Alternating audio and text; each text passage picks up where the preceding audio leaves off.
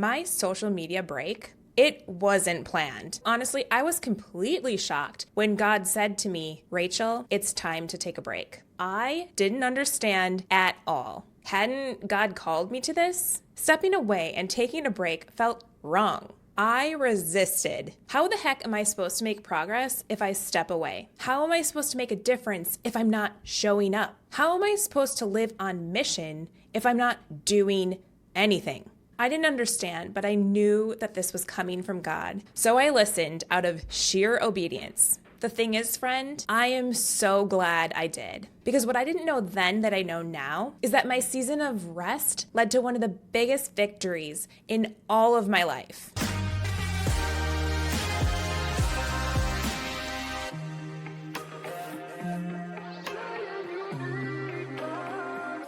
It has been a while since I have been on any kind of social media platform. 4 years, in fact. I know, 4 years seems like forever, especially in social media space. Let me assure you, I haven't just been living under a rock. And also, let me just say, my social media break, it wasn't planned. In fact, it didn't even feel like a personal choice. It honestly felt more like obedience, listening and leaning into what God asked me to do, even though I sort of totally resisted it.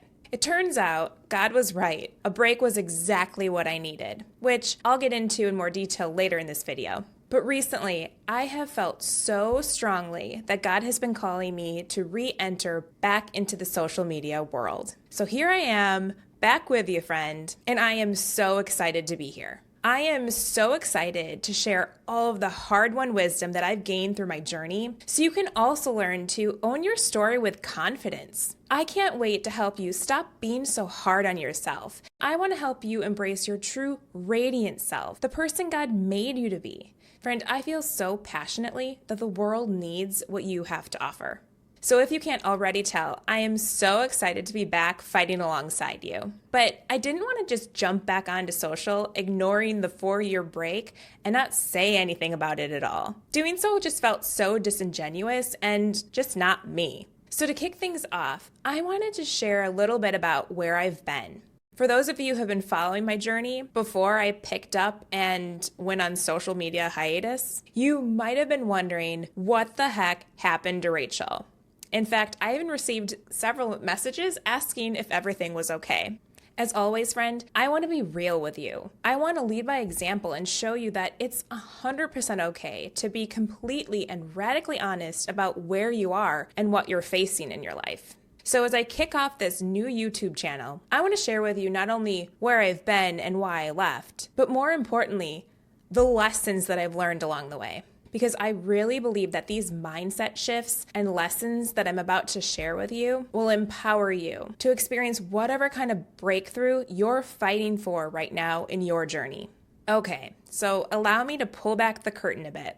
Where the heck have I been and why did I leave? Well, friend, when I first stepped away, I didn't plan on being gone for so long. I honestly thought it was just a pause, a temporary break before I got right back into the work that I felt called to do. But what I didn't realize at the time was that God was calling me into a season of transformation, not just a break. You see, I had been on this journey of intentionally pursuing the calling that I felt God placed on my life. Coaching, creating, sharing my story, and building something meaningful to help other women build confidence, grow in their faith, and play bigger into the potential that God had for their lives.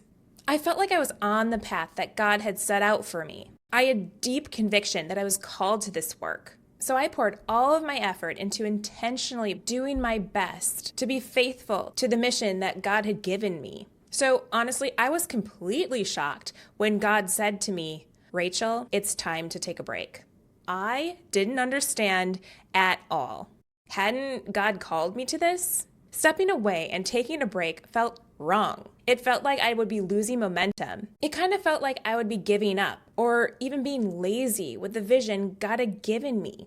Friend, rest felt like the opposite of progress. It made no sense, and I kept thinking, how the heck am I supposed to make progress if I step away? How am I supposed to make a difference if I'm not showing up? How am I supposed to live on mission if I'm not doing anything?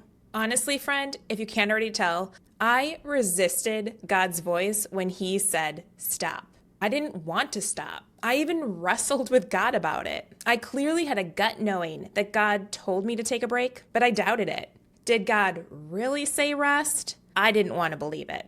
But despite my questions and my doubts, God was faithful and continued to show up over and over again to confirm, yes, it was me, and I want you to take a break.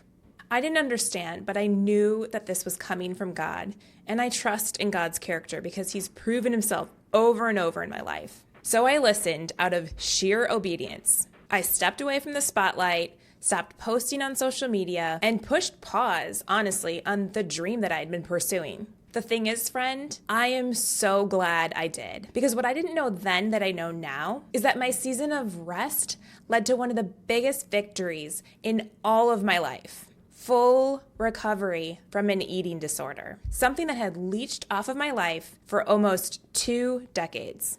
And not only did I fully recover over these last 4 years, but God also helped me become the boss of my mind, heal from terrible body shame, break free from my inner critic, stop striving for other people's approval or caring what they think, and finally feeling confident in my true self, the person that God made me to be. I have learned so much and experienced radical growth in the last 4 years. Actually, in many ways, it kind of feels like I have a new brain. I'm a new version of myself. Because of what I've walked through and what I've learned, I'm able to show up in the world as a vibrant, more confident, more Rachel version of myself. And so now I'm back because I am so excited to share all the lessons that I've learned. Because friend, I want you to experience the same kinds of breakthroughs that I experienced. I want you to break free from whatever darkness has been holding you back. Maybe your darkness looks like self-doubt or a mean inner critic that just won't quit. Maybe it looks more like body shame or caring what other people think about you or the shame from your past or the fear of the future. Whatever it is, I want to see you break free from that noise so you can play bigger into your own personal calling in a way that sets your heart on fire. I am so excited to be on this journey with you, friend. So we've talked a bit about why I stepped away. So now let's talk about those lessons I mentioned, the 8 main lessons that I've learned while I've been away these last 4 years. These lessons helped rewire my mind, step into full recovery, and break free from the fear of what other people think about me. My hope is that these lessons will encourage you exactly where you are, as you are, in your own journey. I hope they unlock whatever aha or breakthroughs that God has for you today. Oh, and also before I dive into those lessons, go ahead and click on that like button below and hit subscribe to make sure you don't miss a thing on any upcoming episodes. All right, friend, you ready? Let's get into it. Lesson number 1, time doesn't heal all wounds. What you do with it does. People love to say, time heals all wounds. Gosh, that'd be nice, but let's be honest, that's simply not true.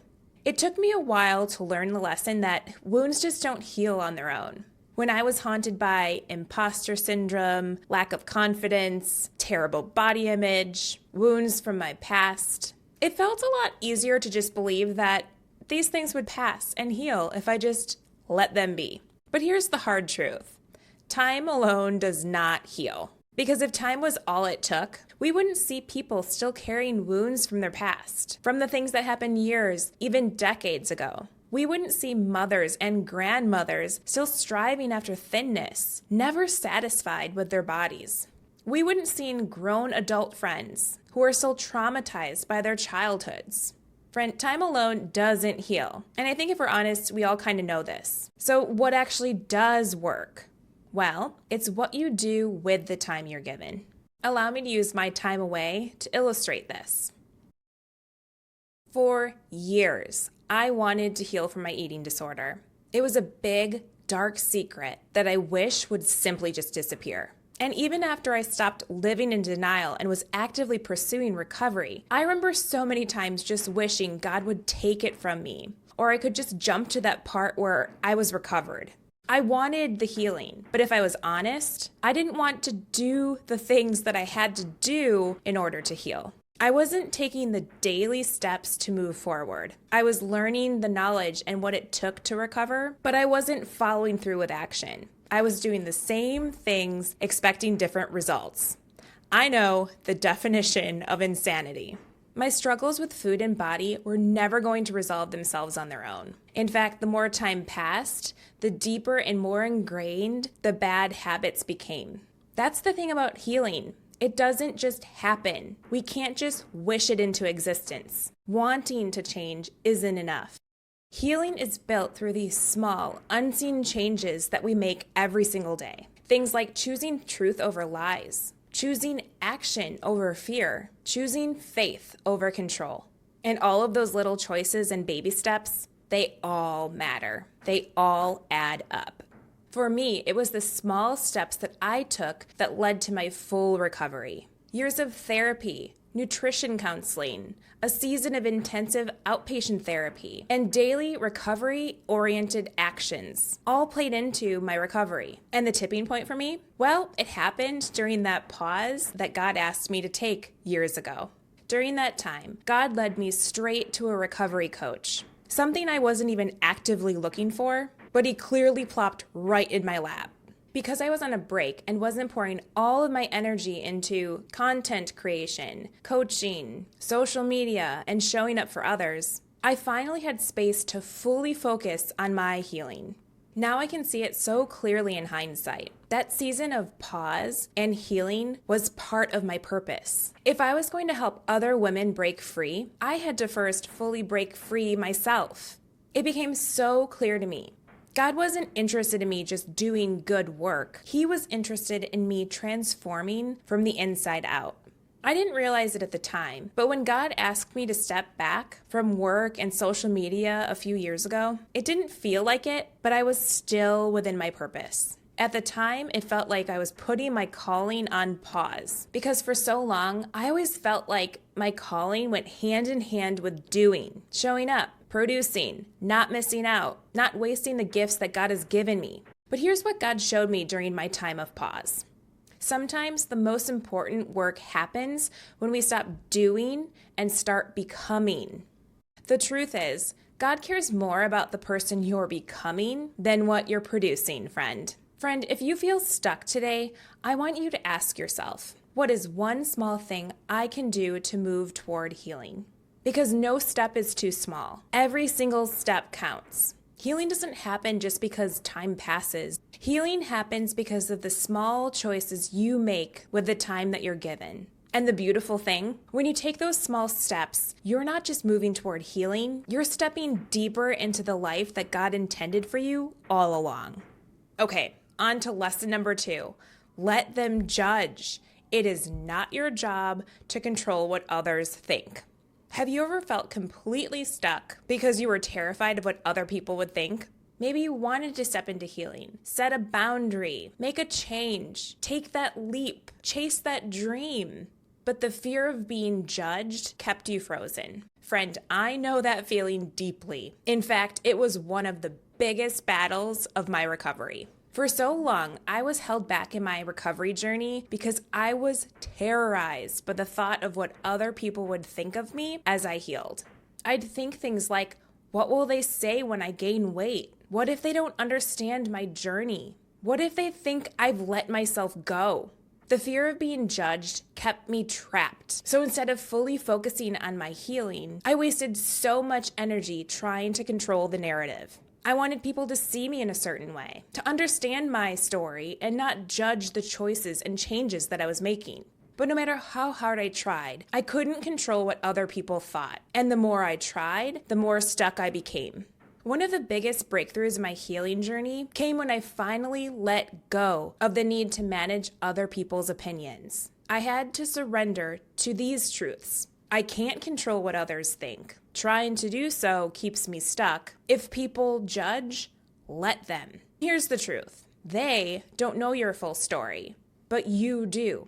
And so does God, and that's what matters. Trying to perform, prove, or please only gets in the way of your freedom. The more we focus on managing other people's expectations, the less energy we have for actual healing.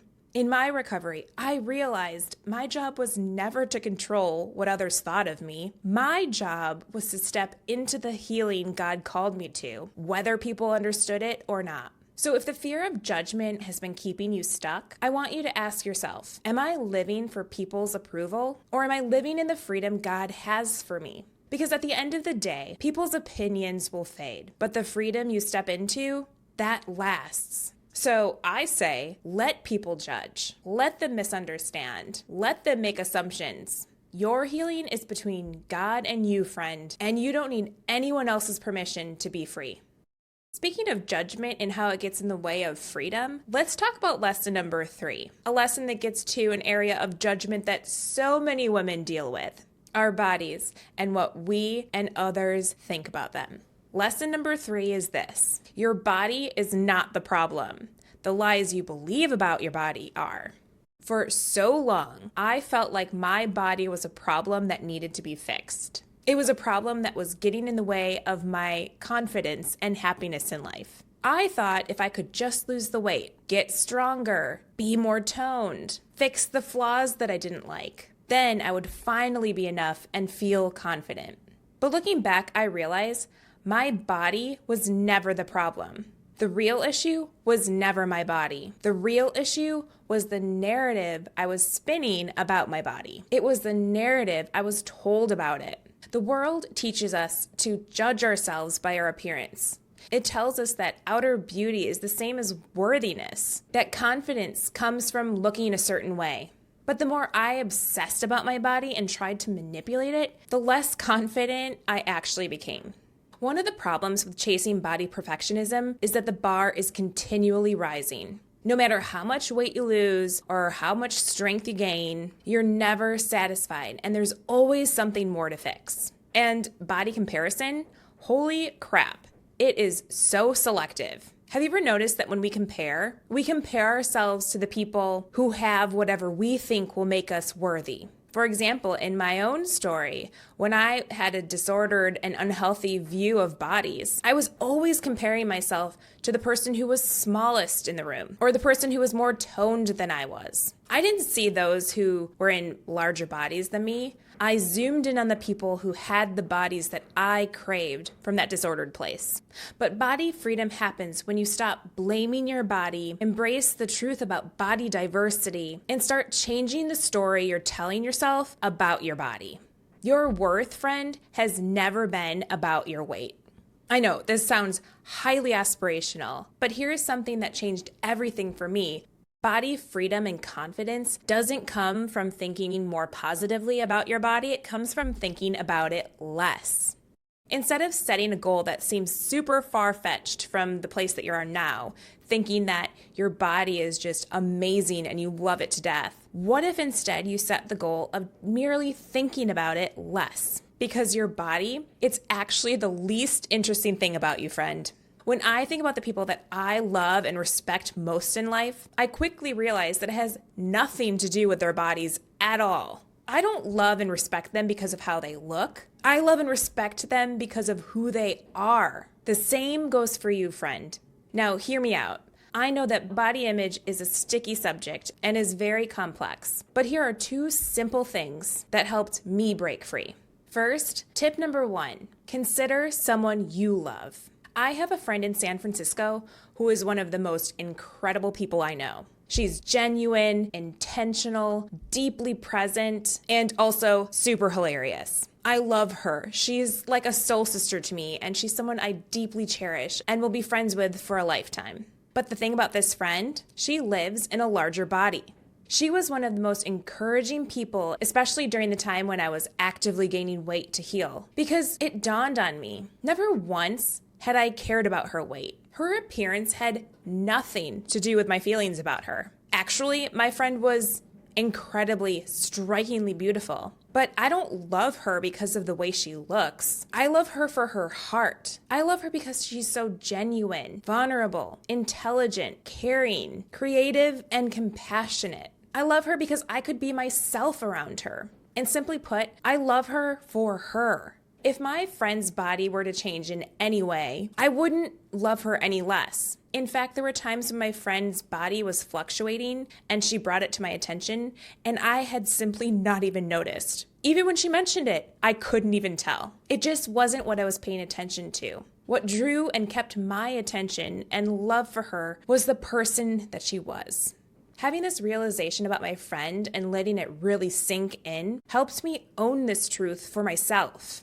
In my weight restoration journey, I had been so scared about what other people were going to think of me or that I would be judged because of my weight gain. But when I looked at my friend, I realized, well, if my friend's appearance has nothing to do with the way that I feel about her, wouldn't the same apply for me? Wouldn't my friends also not judge me by my own appearance? This realization helped set me free so much. Friend, the same goes for you too. If you're scared that other people are going to judge you or not accept you because of your body, think of someone who you love. Would you judge them by their bodies? Would you love them any less if their body changed?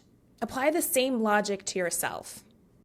And next, the second tip I wanted to share with you is to focus on the energy you're bringing to the room rather than what you look like. For so long, when I was hanging around other people, my mind was consumed with things like, how do I look? Am I being entertaining enough? Are they judging what I'm saying? Am I talking too much? Are they judging my body, my clothes, my intelligence, my hosting abilities, my job, my whatever? Stressful, right? When I was focused on my appearance and how I was being perceived by other people or otherwise being impressive, well, you know what happened? I think I just showed you a little bit. I became self-conscious, stressed out, and totally up in my own head. But when I learned to start shifting my focus to how I wanted to show up for other people and the energy that I wanted to bring to the room, like being present, being a good listener, making other people feel seen and welcome, and creating a space where people felt safe to be themselves, well, that made me feel so much more free. When I wasn't obsessing over myself or how other people might be perceiving me or what they might be thinking, it freed me up to be my true self. I was able to be honest and vulnerable. I was able to connect more genuinely and deeply with the people around me. My small shift in focus helped me not only feel more confident to just show up as myself, as I was, but also it led to way better friendships and relationships. So here's a challenge for you to put this into action. Think of one person who you respect or admire, not for how they look, but for who they are. Ask yourself, would you respect them or love them any less if they aged or gained weight or their appearance changed in any way? What is it that you really do love and respect about that person? What are the traits that actually inspire you and the things that you value in that person? Now, apply that same grace and logic to yourself because your worth has never been about your weight or your appearance in any way. I know body image can be really hard and a tricky subject for a lot of people. If that's you, just start small. Start applying these 2 tips to just start making some small shifts in the way you see your body. Okay, so now let's move on to lesson number 4. You can't think your way to freedom, you have to live it. For years, I used to think that if I just knew the truth, it would set me free. But the problem is, I knew a whole lot of truth, but I wasn't living so free. For example, I knew that God loved me. I knew that my worth had nothing to do with my body. I knew I was enough, but that changed nothing for my reality. I was still living with so much mental dissonance. Because the thing is, knowing the truth and living it out are 2 completely different things. True healing and freedom isn't about knowing the right answers. It's about putting them into action. As I mentioned before, one of the biggest fears that kept me trapped in an eating disorder for years was the fear of judgment and what others would think. I knew deep down and had such conviction and would preach that all bodies are good bodies. I knew my body or appearance had nothing to do with my value. Over and over, the Bible reinforces that God judges the heart and character of a person, not the outer appearance. Yet still, I struggled to accept this truth as reality. I would think things like, I'm scared of what my body will look like if I give up control and lean into intuitive eating. I'm terrified people are going to judge me if I gain weight. I'm afraid they'll be shocked when they see the change in my appearance, that they won't respect or admire me anymore, or worse, that they'll pity me. It was mental torture. I knew the truth and I wanted to experience freedom, but there were so many of these, yeah, but what if blanks that were blocking me from true freedom. The thing is, friend, knowing the truth isn't enough to set us free. Healing and freedom isn't about just having the right answers. It's about owning the truth and putting it into action. In my own journey, I knew I had to gain weight in order to heal from my eating disorder and put it behind me once and for all. Weight restoration was a non-negotiable, and that was super scary, paralyzing in fact. But I also knew the fear of weight gain was keeping me stuck. The fear of what might happen was keeping me in the disorder. And I knew I'd stay stuck unless I faced my fear head on. Friend, in order to experience true lasting change, we need to face our fears. Or as I like to call it, run toward the roar. The fear that's screaming at you. The pain that feels so hard to look at and you'd rather just run from. No, we need to run toward the roar. So what does that actually look like? How do we actually do that? Well, first and foremost, it looks like radical honesty. Personally, I had to look at the fear that was holding me back and be real with myself.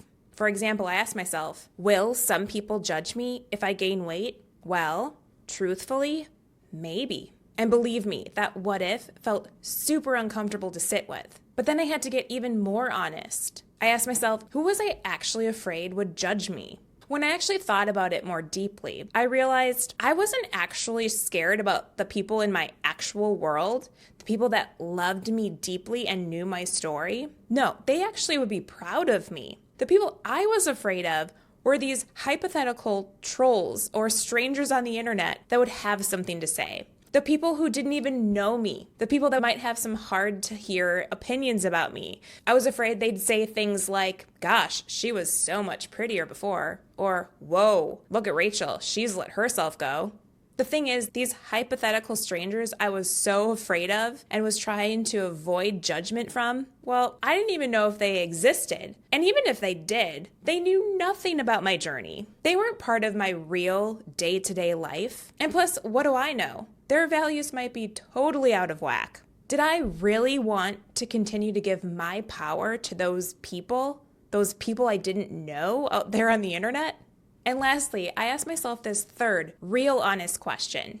Did I actually know for sure that people were going to judge me? Did I know this 100%? Was it possible that I might just be wrong? Was it possible that the opposite might even be true for some people? Instead of judging me, might others actually be inspired?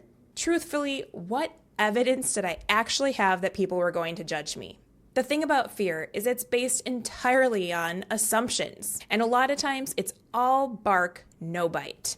When I was radically honest with myself about this fear that had been holding me back for so long, I realized I had no hardcore proof and evidence that people would judge me. I didn't know what would happen. I just feared what would happen.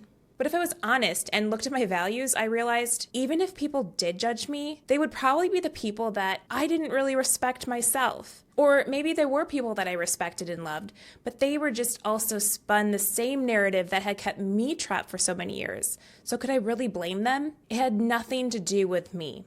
When I took hold of what I valued and what I thought was important, I realized I didn't want to stop my recovery because of whatever judgment I would face. I wanted to be the person that could inspire other people to break free from the narrative that keeps them stuck in the bad body image prison. Again, friend, I want to reiterate, the thing about fear is that it's based entirely on assumptions.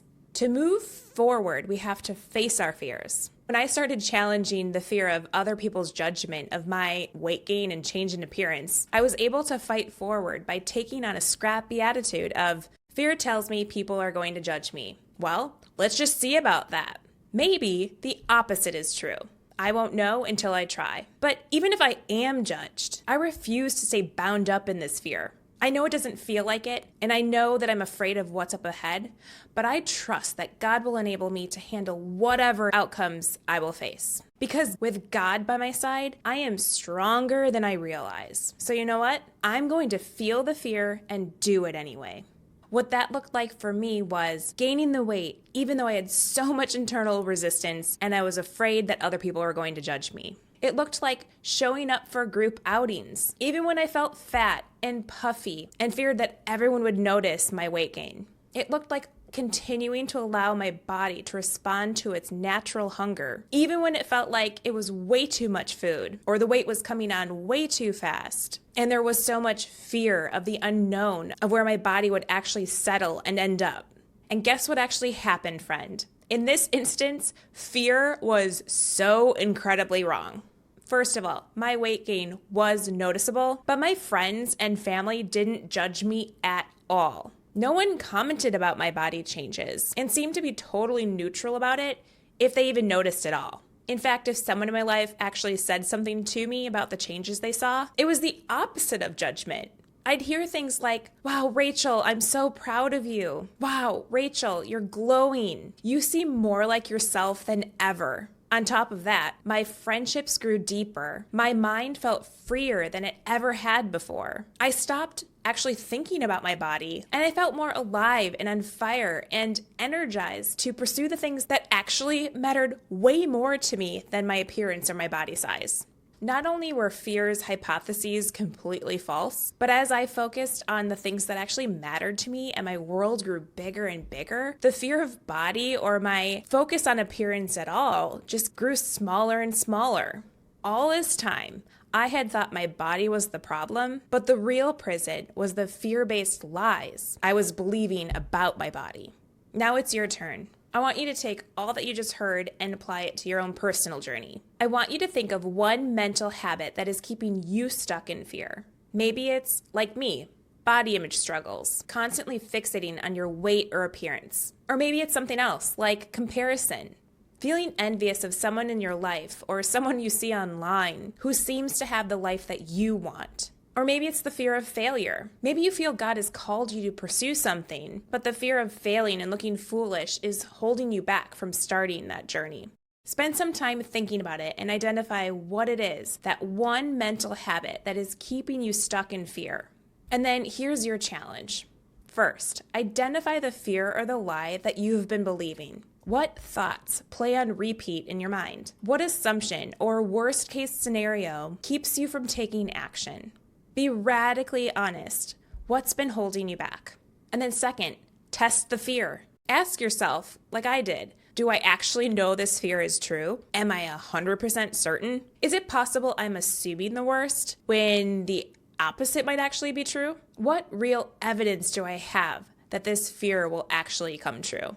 Third, run toward the roar. Face your fears head on. For example, if your fear is about body image and people judging you for wearing certain things, wear the outfit you love and go out anyway. If your fear is comparison, intentionally compliment or support the person that you're envious about. Then maybe also ask yourself, what is that envy actually revealing in me? For example, does that envy show you that you're actually jealous of a dream that they're pursuing, a dream that you want for yourself but you've been putting off? What's one step you can take to move the needle in your own journey toward that dream? If your fear is failure, why not take one step toward intentional failure? Do something that you know you're not going to be perfect at and show your brain that you can still have fun, even if you're not the best. Number 4, observe what actually happens. Remember, fear is mostly bark, no bite. So what happens when you stop hiding? What if the very thing you were afraid of was not even real? Your mind can be a prison or it can be a path to freedom. The key? You have to act in faith to find out. So friend, what's one fear-based thought you're ready to challenge today? Trust me, it's worth it.